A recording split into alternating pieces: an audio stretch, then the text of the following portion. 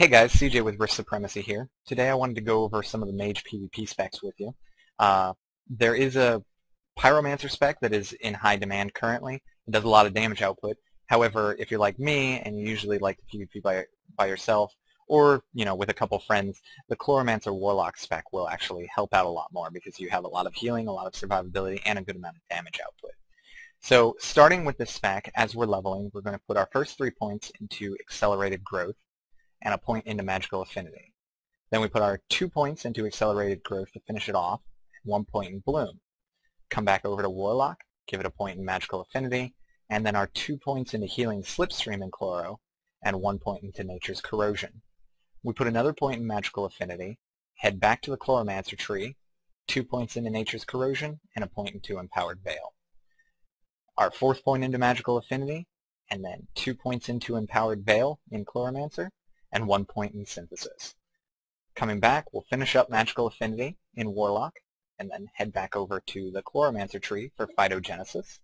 We put our 3 points there, and then 1 point in Opportunity in the Warlock tree. Then we put 1 point into Nature's Touch, and 2 points into Call of Spring.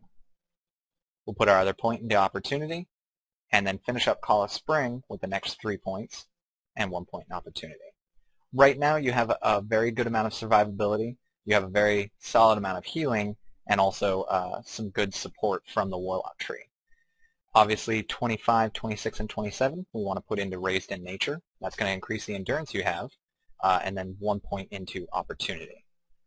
Back in the Chloromancer tree, we'll put 1 point into Living Shell. That gives you some mana return, and then also a damage shield that will absorb some damage. Be careful when you use it though, because as you take damage, it reduces the amount of mana you will receive. Then we'll put our 2 points into Unleashed Abandon, and our final point into Opportunity. Finishing up the tree, we'll put a point into Essence Surge, which is probably your most powerful skill in the Chloromancer tree, which will heal you for 100% of your maximum health. It reduces the magic damage dealt by you by 50% for 12 seconds, but the heal largely outweighs that, like heavily outweighs it. We'll put our last point into Unleashed Abandon in the Chloromancer tree, and then we'll come over to the Warlock tree. We're going to start putting points into Vitality, so we finish that off there, and then 5 points into Potency. We'll put a point into Shadow Life. Now at this moment I'd like to point out that Shadow Life and Essence Surge is a very solid combination. Shadow Life increases your total max health by 50% and heals you for 50% of your new total max health.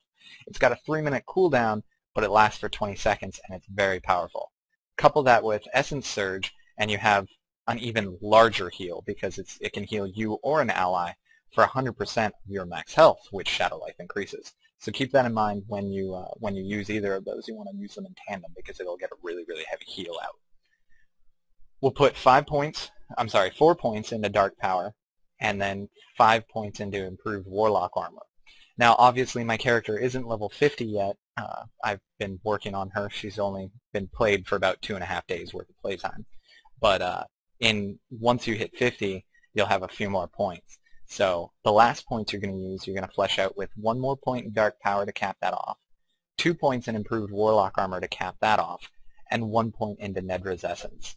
Finally, you'll put your last 2 points into Clinging Form, which will increase the duration of Transmogrify by 4 seconds, and then reduce the cooldown by 10 seconds, so you can cast it every 5 seconds. And it'll also end up giving you Thunder Blast, which does a large amount of air damage, and also knocks the target back. Again, this is a very solid spec. It focuses more on support than damage output, but again, it does have quite a bit of damage output, so you don't have to worry about that. My name is CJ. This is the Mage Chloro Lock Guide for PvP, and I hope you enjoyed it. Thanks.